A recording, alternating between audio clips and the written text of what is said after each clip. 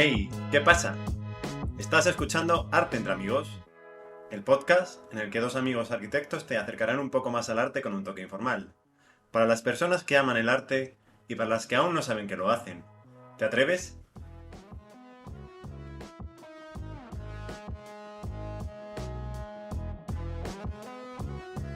Buenos días, mi gente. Bienvenidos un día más a un capítulo de Arte entre Amigos. Hoy tenemos el capítulo número 11. Al otro lado se encuentra mi amigo Alberto Galán. ¿Qué tal todo, tío? Buenos días, tardes o noches o cuando queráis escuchar este podcast. Pues muy bien, Miguel. La verdad es que estoy muy contento porque por fin los jefes de Arte entre Amigos nos dejan hablar de lo que queremos. Que ya llevábamos 10 capítulos y no habíamos hablado todavía de ningún arquitecto. Así que he dicho, ¿por qué no hablamos de mi arquitecto favorito? Y que sepáis que he dado bastante la turra. Mandaba audios por la noche en plan de David Chipperfield. Y nada, hoy el capítulo va dedicado a ese gran arquitecto, Sir David Chipperfield.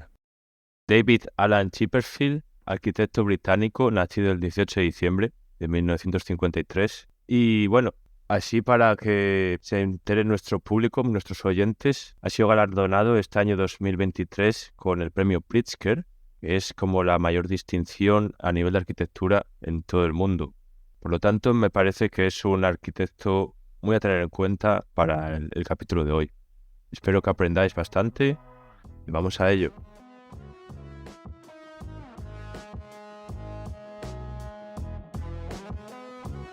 Bienvenidos a todos a este capítulo de David Chipperfield. Lo primero que me gustaría comentar, Miguel, que lo hemos mencionado en la introducción, es que el premio Pritzker es el mayor galardón que puede otorgarse a un arquitecto. Y normalmente se compara con el Pulitzer para los periodistas o el Oscar para los directores de cine, etcétera, ¿no? O sea, lo más de lo más. Y nada, destacar que David Chipperfield ha sido el 52º ganador, pero que solo ha habido 45 galas. O sea que ha habido 7 personas que han ganado este premio y no han tenido fiesta. ¿Qué te parece? ¿Y quiénes han sido? Eso ni idea, no lo sé. Ah, vaya. La verdad, qué pena, ¿no? No poder celebrar tal galardón en ocasiones. Este personaje, David Chipperfield, aparte, como bien me comentabas el otro día, Alberto, tiene una conexión interesante conmigo, ¿no? Que soy gallego y vivo en Berlín, y él pues hizo básicamente el viaje contrario, ¿no? Aunque él es británico, se asentó en Berlín, donde desarrolló gran parte de su obra, y ahora reside también mucho en Galicia, en Vigo. Correcto, yo creo que le tienen enamoradas las tamburiñas de allí. Sí, es curioso, ¿no? Como la vida a veces juega a conectar estos puntos. Chipperfield nació en 1953 en Londres, pero pronto su padre decidió que lo mejor era irse a una granja. O sea, ya era proto-hippie, ¿eh? Se va a ver reflejado en el futuro en toda su obra arquitectónica, como el respeto por el entorno y el medio ambiente que al estar viviendo en una granja se transmite a su obra. Esto también se puede ver ahora, ¿no?, en su vida gallega, pero bueno, eso lo haremos más adelante. Sí, yo creo que escoger Galicia como lugar para residir, en especial Corrubedo, marca bastante lo que va a ser su trayectoria, ¿no? Porque existe ese amor al lugar, ciertamente ese respeto de un lugar como Galicia que es bastante natural, ¿no? Y salvaje a veces, cómo eso influye en su obra. Pero bueno, sí, dejamos al pequeño David en una granja en Devon y decide estudiar arquitectura, por lo que tiene que volver a Londres. Lo único que no sé qué piensas y si quieres lo hablamos un rato, el pequeño David no era muy bueno con sus calificaciones y tuvo que entrar por la parte artística, ¿no? Porque en Inglaterra hay dos vertientes de arquitectura, una que es más técnica y otra más artística. Eso lo comentaba David Chipperfield en una entrevista, que él era muy bueno en deporte, especialmente en 400 y 800 metros, y que él quería ser médico, de hecho, pero sus calificaciones no fueron lo suficientemente buenas y su profesora de arte le inculcó la pasión por el arte, valga la redundancia. Y esto es lo que le llevó a Kingston School of Art, la escuela de arte de Kingston, en la que empezaría con la rama artística desarrollando todo su interés por la arquitectura. A mí me parece muy interesante, ¿no?, que en Inglaterra exista esta diferenciación, porque aquí en España la carrera universitaria que nosotros tenemos realmente es un compendio de una parte artística y una parte técnica. que también está muy bien porque te da una visión más holística de lo que es este trabajo. Pero me parece muy interesante que se potencie también solo una de las partes, ¿no? Porque, como vamos a ver, el trabajo de David Chipperfield es muy artístico y muy poético. Esta diferenciación entre parte más técnica y más artística en España se produce más en el bachillerato de artes o bachillerato técnico. Después, una vez ya llegado a la carrera, pues sería o Bellas Artes o arquitectura en este caso, que sí que lo incluye, como bien mencionas tú, ambas partes. Y es interesante que se pueda estudiar arquitectura empezando por una parte tan artística. A mí, desde luego, sí que me lo parece, vamos, me parece muy interesante esa aproximación. Desde luego, a Chipperfield le pareció interesante, pero se quedó con ganas de más, porque tras terminar la carrera decidió realizar un máster en la Architectural Association School of Architecture, o la AA, más conocida para más fácil decir para mí, más fácil de pronunciar. La llamaré adelante la AA, ¿vale? En Londres. Que aquí coincidió con gigantes de la arquitectura como Zaha Hadid, que era compañera suya de clase, porque tiene la misma edad. Bueno, obviamente Zaha Hadid ha fallecido, pero tenían la misma edad. Para quien no la conozca, Zaha Hadid era una arquitecta iraní que se caracterizaba por sus formas orgánicas. Hay proyectos muy famosos y que son muy reconocibles. Otro arquitecto que estudió también con ellos dos en la AA fue Rem Koolhaas, el arquitecto neerlandés, El loco. fundador y dueño de OMA, del estudio de arquitectura, y otro transgresor, digamos, ¿no?, de la época. En ese sentido, David Chipperfield se alejaba un poco más de cómo trabajaban ellos dos, aunque sí que tuvieron que ver muchas cosas entre ellos y hubo cosas en común durante algunas calificaciones. Bueno, antes de seguir con esta anécdota tan graciosa, me gustaría reseñar que Zaha, ya que antes hablábamos del Pritzker, ha sido la primera mujer en ganarlo. Pero sí, la buena de Zaha, que debía ser como la delegada aquí en España de su clase, estaban dando mucha caña en una de las correcciones de proyectos al pobre David. Y Zaha salió a defenderlo porque le querían suspender. Para nuestros oyentes que no sean arquitectos, las clases de proyectos consisten en exponer tu idea, tu desarrollo sobre un proyecto y defenderlo delante de las clases. Y por norma general los profesores suelen ir a tirarte el edificio encima, básicamente. No se podría expresar mejor. A veces de forma innecesaria, de hecho, pero bueno. Decías una cosa súper interesante, Miguel, que quiero destacar, que decías que David Chipperfield no era, en cierto sentido, tan transgresor como estos dos gigantes, ¿no? Como Zaha con Rem Koolhaas o como los propios profesores de la AA. Y es que muchas veces a Chipperfield se le ha considerado demasiado clásico para los modernos y muy moderno para los clásicos. Pero bueno, termina el máster en 1968 y empieza a trabajar en dos estudios de dos grandes arquitectos ingleses, como son Richard Rogers y Norman Foster, que eran profesores también de la AA. Que eso es una práctica bastante común en el mundo de la arquitectura, ¿no? O sea, trabajar con tus profesores. Ambos también destacaban por una arquitectura más transgresora, ¿no?, como la de Zaha Hadid o Rem Koolhaas. Esta arquitectura era una corriente postmodernista que surgió como oposición al estudio internacional de otros grandes arquitectos de la historia como Le Corbusier o Mies van der Rohe, con el que tendrá una relación muy estrecha David Chipperfield, el cual no seguía una corriente postmodernista al uso.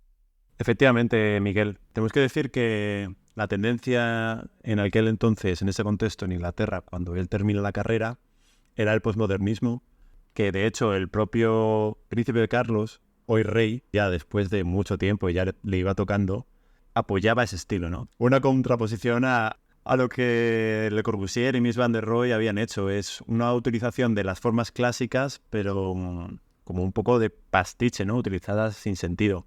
De hecho, yo creo que el edificio más feo en el que he estado en mi vida, que es un centro comercial en Lisboa, como era, en Amoreiras, es una horterada.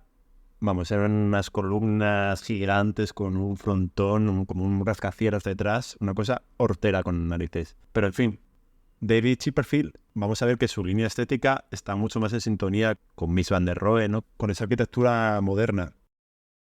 Pero bueno, también en Inglaterra era algo parecido a lo que tenemos ahora, una época de recesión, ¿no? En los años 70 y 80, que es cuando termina la carrera.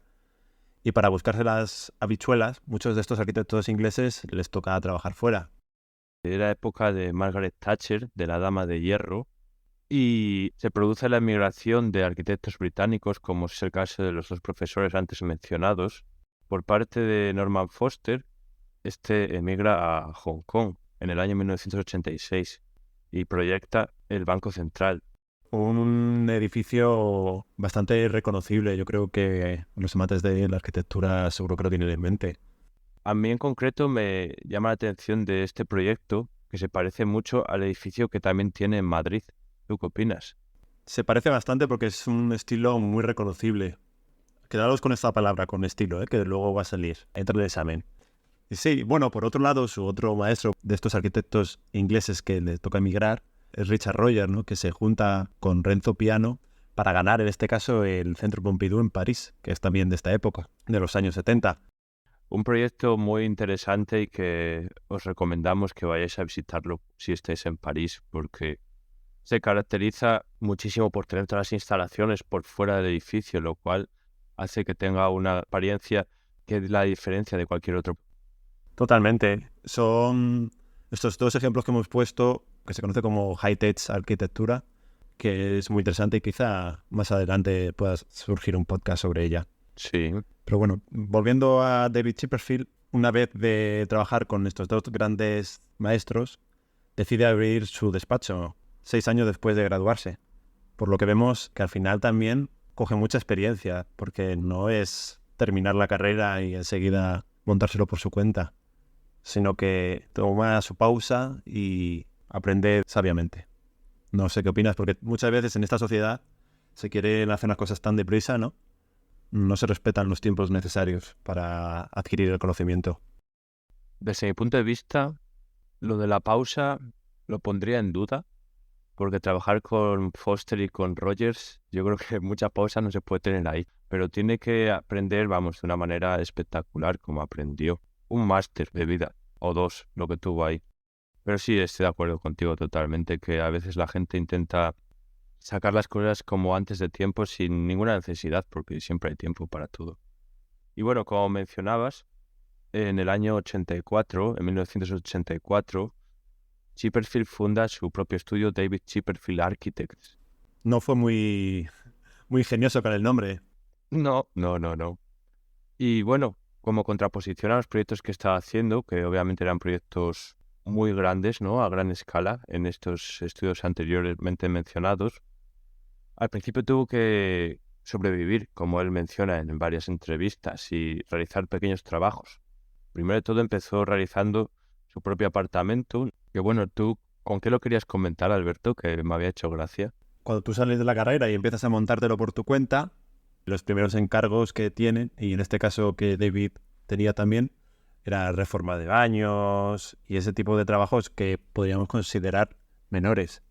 Pero también uno que dedicó especial cuidado fue la reforma de su propio piso, que utilizaba también de atelier, y que yo comparo un poco con Florentino y el Bernabéu, porque al final se ha hecho él esa obra, ¿no? Y lleva a sus clientes en plan de, mira, esto es lo que puedo hacer, chicos.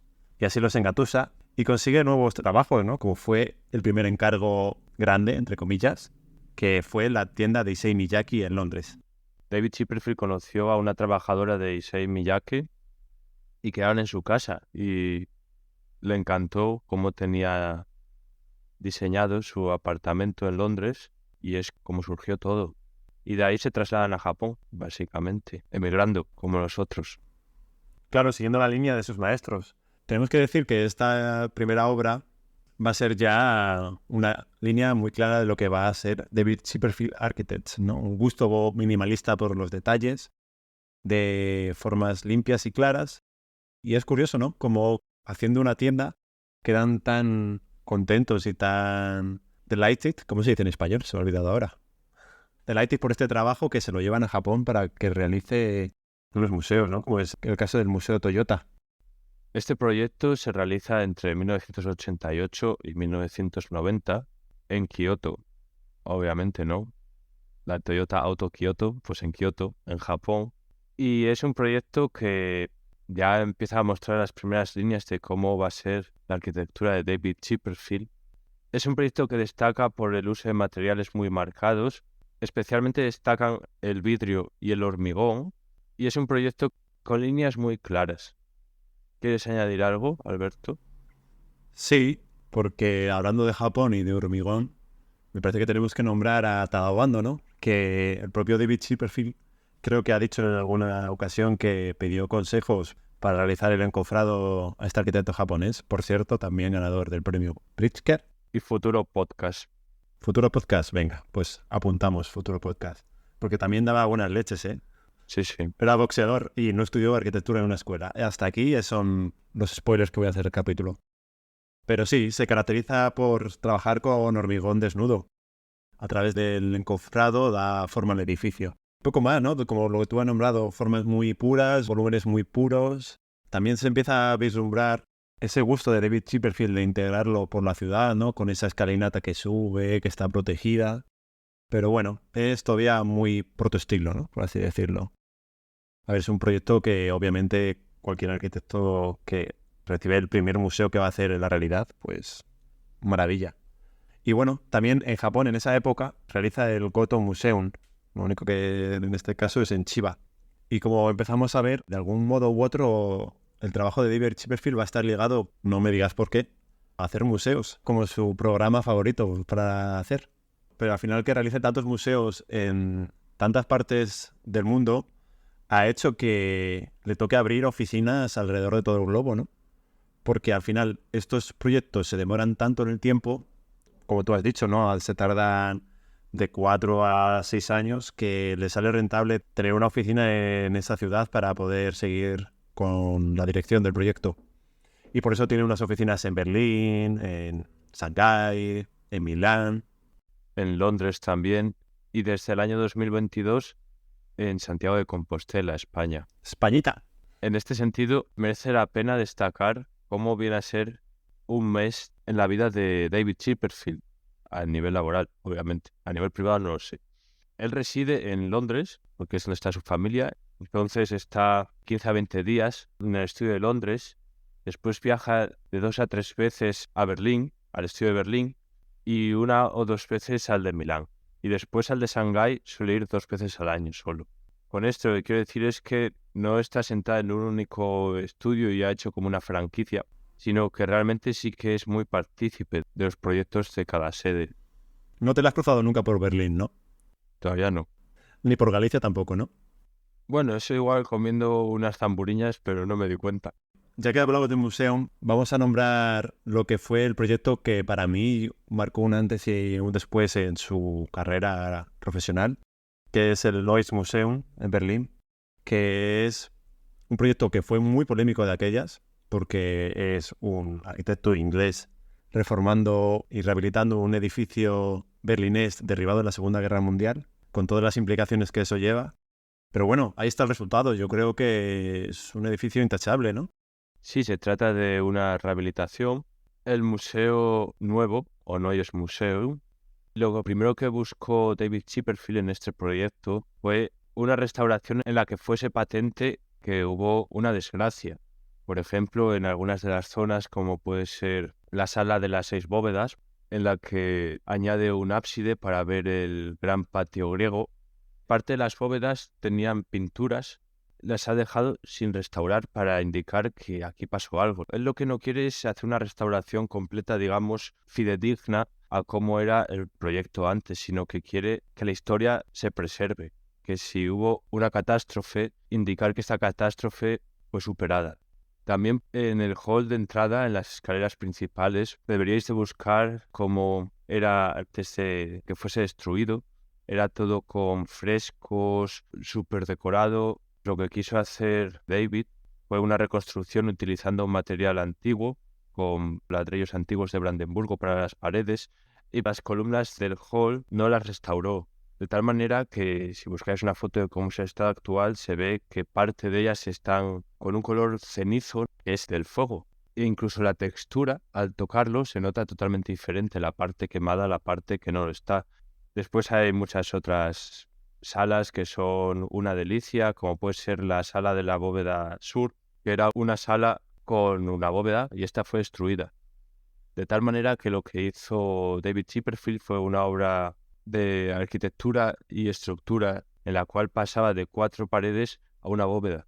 Esa transición de 2 volúmenes culminándolo en una cúpula cristalada. A mí es un edificio que me voló la cabeza. Yo cuando estuve allí dije, ¿qué es esto? Madre mía, la cantidad de detalles que tiene, que están cuidados, o sea, al milímetro. Nada, yo me gustaría añadir una anécdota aquí, porque yo hace bastante más tiempo que fui. De hecho, creo que fue la primera vez que fui a verte. Y digamos que fue tras una noche berlinesa. En Watergate. Así que quizá mis recuerdos están un poco borrosos y alterados, pero no. Ese edificio, yo creo que cualquier persona que le guste la arquitectura merece la pena visitarlo. Nada, me gustaría añadir, además, que recientemente, ahora me dices el año que no lo recuerdo bien, ha añadido una galería de acceso que es la James Simon Gallery. También es una pasada cómo se integra con el río, con el edificio antiguo, a través de esa columnata que continúa pero con una forma nueva, que crea una plaza y que tiene una escalera, ¿no? Recreando un poco también la arquitectura del entorno, como es el Altes Museum de Zinkel, ¿no? Que se caracterizaba precisamente por eso, ¿no? Por construir esos podiums y esos basamentos a los que accedías con una escalinata gigante. Es un proyecto del año 2019. Bueno, antes de nada, que no lo hemos dicho, tanto el Neues Museum como la Galería James Simon están ubicadas en la Isla de los Museos en Berlín. Es una zona de patrimonio histórico, la zona del mundo con mayor cantidad de arte por metro cuadrado, y el proyecto de la Galería James Simon es para cerrar esta parte de la isla, para completarla, puesto que existen otros museos como el Museo de Pérgamo o el Bode Museum o el Altes Museum. Existen muchos museos. El objetivo de esta galería es cerrarlo por una parte y por otra conectar todos los museos por debajo, a nivel subterráneo. No sé, a mí me parece, ya te digo, un edificio de los más impresionantes que he estado en mi vida. Y además me parece que nos sirve perfectamente para hablar del estilo de la arquitectura de David Chipperfield. Porque trabajar mayormente fuera de su país, la visión que tiene David Chipperfield es siempre una visión respetuosa, ¿no? Como él mismo se caracteriza de foráneo, ¿no? De un turista a los lugares a los que va.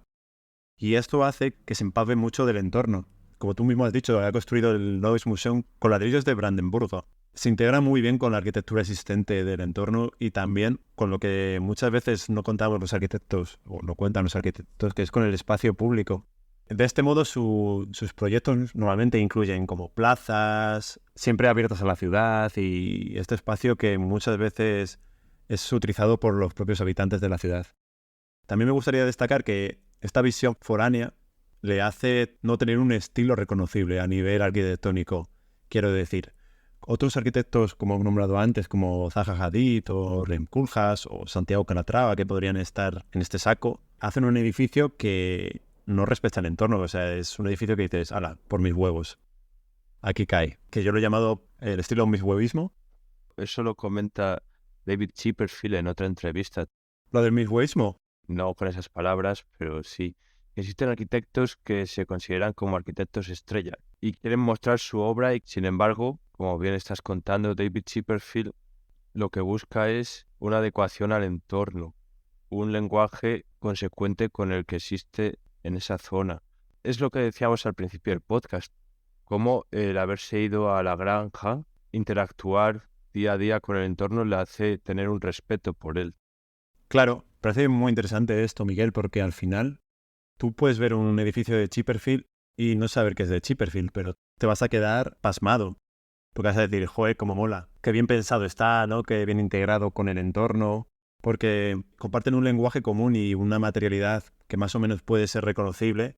No tienen una identidad que compite con el resto del entorno, sino que se integra. Además, es una de sus características principales, ¿no? De su estilo arquitectónico, que es la conservación del patrimonio. Intervenciones de una manera respetuosa sobre edificios históricos. Esto es lo que se trataba, entre otros puntos, en la Carta de Atenas, de Le Corbusier, el arquitecto francés. Como ya hemos hablado del Neues Museum, hay otro edificio histórico a nivel arquitectónico en Berlín, que es la Neue Nationalgalerie, o la Nueva Galería Nacional, de Mies van der Rohe, que hemos mencionado también antes. Este edificio es un museo, una galería de arte contemporáneo. Tiene ya casi 100 años y se llevó a cabo su remodelación en los últimos 7-8 años por parte de David Chipperfield Architects. Una obra maestra de arquitectura, realmente complicado llevar esta rehabilitación. David Chipperfield lo que hizo fue mover más de 30.000 bloques de piedra y elementos del propio proyecto para preservarlos y restaurarlos. Hizo una pequeña ampliación que era necesaria y una frase que dijo en otra entrevista también y que me parece bastante curiosa. David Chipperfield comentaba que admiraba a Mies van der Rohe, que era uno de los mejores arquitectos de la historia, toda una referencia, un héroe, pero cuando empezó a rehabilitar la nueva Galería Nacional, se encontró con cosas que pues, se sorprendió y decía que una persona puede tener sus propios superhéroes, pero cuando los ve en calzoncillos, esa perspectiva puede cambiar y que es lo que le pasó a él también un poco. Claro, vio el lado oscuro, ¿no? No sé lo que hubiera hecho, pero yo entiendo que la tentación de dejar tu signature, tu firma, ¿no? En español, al intervenir en un edificio tan famoso, podría ser enorme y dejar tu marca, ¿no? Pero sin embargo, yo recuerdo en ese mismo viaje a Berlín decir, oye, ¿dónde está la intervención de David Chipperfield? Porque tú realmente no sabes que eso está intervenido realmente, porque ¿qué ha hecho? Una rampa de acceso, ha añadido unos ascensores, la ha ampliado, pero de forma subterránea. Y hay una cosa que decía Mies, yo creo que es su refrán más famoso, bueno, su frase más famosa es que Dios está en los detalles, ¿no? Que me parece que traerlo a la arquitectura de David Chipperfield es más que necesario, porque esta arquitectura que a simple vista parece minimalista, entre comillas, no lo es tanto. Realmente hacer unos encuentros que queden limpios es mucho más complicado. Y yo esto lo traigo a colisión porque recuerdo perfectamente que en proyectos de cuarto, mi profesor me dijo que mirase de referencia un edificio de David Chipperfield, el Museo Fluvial y de Remo, que es como un prisma a dos aguas, pero tiene el canalón oculto. Eso fue como la primera vez que me acerqué al minimalismo de esta forma. Me pareció acojonante. Y este minimalismo que tú mencionas es más bien un clasicismo moderno. Y como ejemplo de este clasicismo moderno se encuentra el edificio de Hepworth Wakefield. Es un edificio que, si lo buscáis, es un compendio de volúmenes, volumetría rocosa. Se encuentra frente a un pequeño lago que lo refleja. Otra vez los mismos materiales, muy limpios, sería en este caso hormigón armado otra vez y vidrio a nivel de fachadas, y por dentro prácticamente en blanco. Esta simplicidad es muy difícil de lograr, porque al final cada punto de encuentro son problemas inherentes a la arquitectura. Antes nombrábamos a Le Corbusier, a Mies como referentes, inspiración de su trabajo, pero también hay cierto clasicismo en la obra de David Chipperfield, ¿no? En lo que se trata de proporción, simetría, ¿no? En esa temporalidad que se consigue a través de la lógica matemática. Como vemos aquí en estos volúmenes, siempre son volúmenes muy proporcionados. Nunca ha hecho un rascacielos, por ejemplo. También podemos decir que bebe un poco de la arquitectura japonesa. Realmente esta arquitectura de tatamis es muy simple, ¿no? Y siempre se encuentra integrada con la naturaleza. Y también ese cuidado mínimo al detalle, esa sección milimétrica para que la encuentro en esquina quede limpio, que quede el plano coplanar entre la pared, el suelo. Eso que parece sencillo requiere mucho trabajo, ya os lo podemos asegurar desde este lado. Hay algo que me gusta mucho de la arquitectura japonesa a mí y que también creo que David Chipperfield utiliza en sus proyectos, que es la iluminación, el elogio de la sombra. David Chipperfield es un maestro de la luz y de la espacialidad. Presta mucha atención a cómo entra la luz y en algunos proyectos destaca mucho, por ejemplo, el uso de lucernarios, como puede ser en otro museo, que es el Museo Jumex, en México, el cual es un museo que destaca también por una volumetría bastante marcada. Serían 4 partes. La parte más baja serían unos pilotis, liberaría en la planta baja para formar una plaza pública y la parte de acceso. Y después son como 3 volúmenes, cada cual va ensanchándose un poco, que es la oposición de cómo eran las pirámides egipcias. Y en la última planta, como con dientes de sierra, está formada la cubierta, de tal manera que entra la luz por unos lucernarios en la parte vertical de cada diente de sierra. Este proyecto se encuentra en una zona donde existen también otros proyectos más contemporáneos y, sin embargo, David Chipperfield intenta hacer algo acorde con el entorno. Me parece muy interesante el encuentro que hace entre la fachada y la cubierta, que es prácticamente una línea. No sé cómo lo habrá construido realmente, pero me gustaría ver ese detalle porque me parece muy limpio. Sí, no sé, en sus museos al final siempre una iluminación museística requiere de un cuidado especial, ¿no? Porque una obra artística necesita unos condicionantes muy estrictos. En este caso a mí, por ejemplo, me gusta destacar el Kunsthaus en Zúrich, un edificio que es una volumetría muy pura, pero que en el interior tiene una espacialidad preciosa porque es como un entramado de vigas perpendiculares que permite una entrada indirecta de la luz y que crea un ambiente y una espacialidad muy, muy interesante.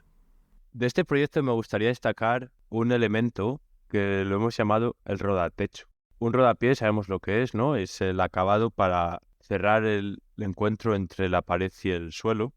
Y en algunas salas de este museo, mediante hormigón, hace como un rodatecho, ¿no? Para acabar el encuentro entre la pared y el techo de en torno a 1 metro, tanto de alto como de ancho. Una vuelta de tuerca, ¿no? A un detalle habitual en la arquitectura que es, como tú bien dices, el encuentro entre el plano del suelo y el plano de la pared. Pero que en este caso lo lleva al encuentro entre el techo y la pared. Y bueno, también quizá el proyecto que a mí me parece menos interesante a nivel volumétrico, pero sí a nivel de espacialidad y de iluminación, es el Museo de la Cultura de Milán, que tiene una forma un poco rara. ¿Tú qué opinas de ese edificio? Parece el edificio menos chipperfieliano de todos los que estamos hablando. Normalmente Chipperfield busca edificios lineales, formas más puras, y este tiene una forma más orgánica, más como de ameba, en el que mediante los paneles de fachada se permite el paso de luz, lo que crea también unas sensaciones muy interesantes.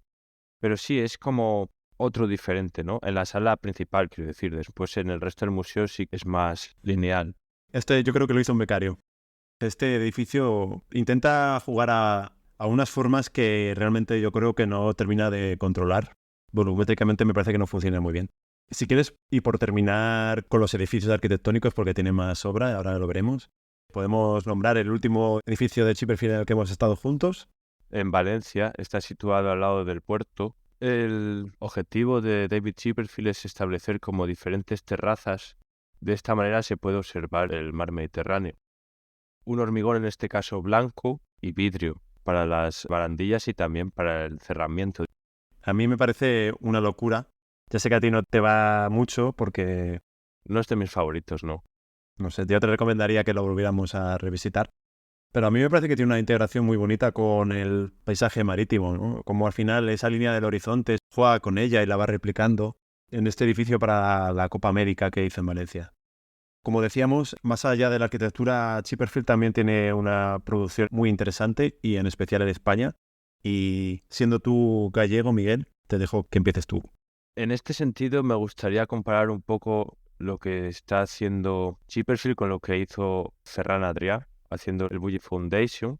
En este sentido, mi comparación con Chipperfield es que en Galicia, cerca de Vigo, la Fundación RIA, que es una iniciativa para mejorar los edificios y el ecosistema y los pueblos de la zona. La construcción de la zona es una construcción muy heterogénea, pero con mucho potencial. Lo que quiere hacer es contribuir no solo con un edificio, sino enseñar, dar opinión para que el futuro de la arquitectura, en este caso de muchos arquitectos gallegos de la zona, pues contribuya a mejorar esa zona, que es una zona, desde mi punto de vista, maravillosa. A ver qué vas a decir, ¿no? Pero sí, para David también es maravillosa porque él en alguna ocasión ha dicho que Galicia es un lugar puro. Para quien no conozca la zona de las Rías Baixas, son pueblos pesqueros conectados casi siempre por una carretera que atraviesa el pueblo, ¿no? Y lo que hace peligroso para los residentes cruzar y eso coarta, ¿no?, la vida urbana del pueblo.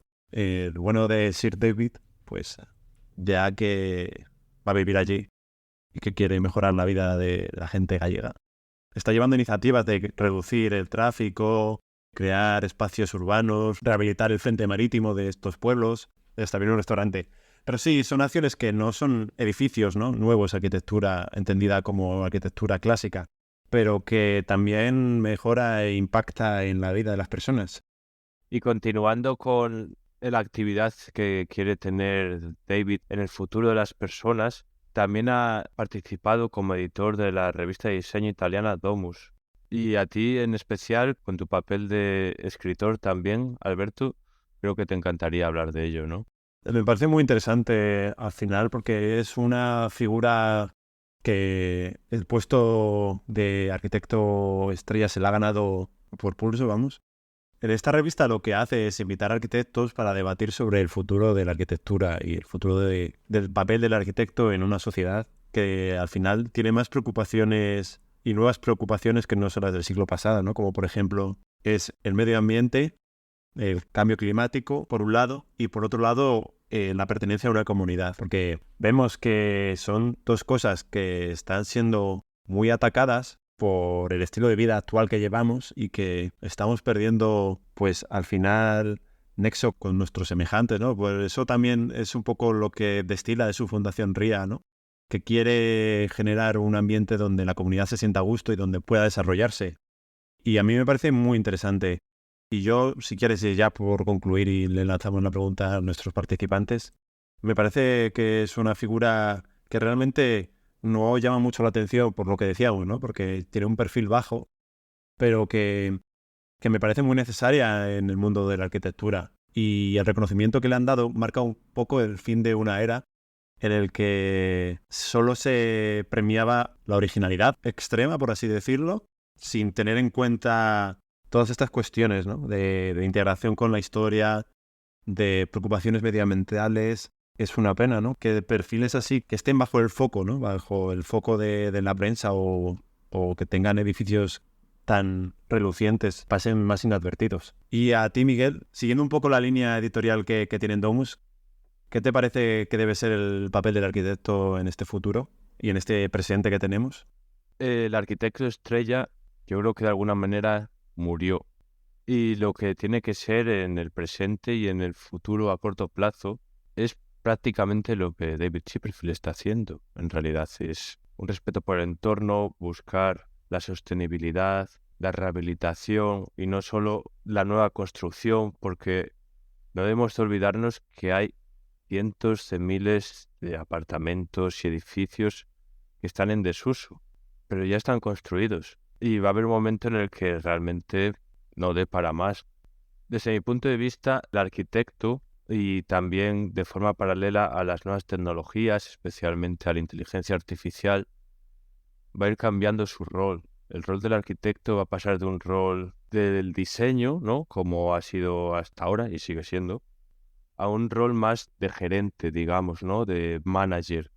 De aquí a 20 años o a 25 años, el arquitecto trabajará de forma paralela con las tecnologías del momento, sugiriendo detalles y teniendo el criterio, porque eso va a ser lo más importante, que el arquitecto sea el criterio para el desarrollo de los nuevos proyectos. Así es como veo yo el futuro del arquitecto, el papel que va a tener en el futuro. Un papel en el que va a poner el criterio y va a utilizar la tecnología. Digamos que el dibujante no va a existir, el arquitecto dibujante, lo cual, bueno, para las nuevas generaciones de ese momento va a ser un problema, posiblemente. Pero así es como lo veo. ¿Y tú, Alberto, cómo ves el papel del arquitecto en un futuro? Coincido bastante contigo, así que si quieres lo dejamos aquí. No, mira, me gustaría añadir un par de cosas que me parecen interesantes. En primer lugar, yo creo que se va a seguir desarrollando la arquitectura entendida como la conocemos. O sea, que decir, van a seguir existiendo proyectos de vivienda, proyectos de reformas, pero creo que cada vez va a mutar más hacia una mezcla, como dices tú, más de gestión, ¿no? De decir, de conseguir objetivos, más que de hablar de arquitectura física, por así decirlo, ¿no? O sea, más de generar una comunidad, una sociedad mejor a través no solo de los edificios, sino, pues comentábamos, de regulaciones de tráfico, de regulación urbanística. Yo creo que esos roles los va a terminar asumiendo un arquitecto. Y bueno, poco más queda ya que decir, que muchas gracias por habernos acompañado un día más en otro capítulo de Arte entre Amigos, y aquí nos despedimos. Adiós.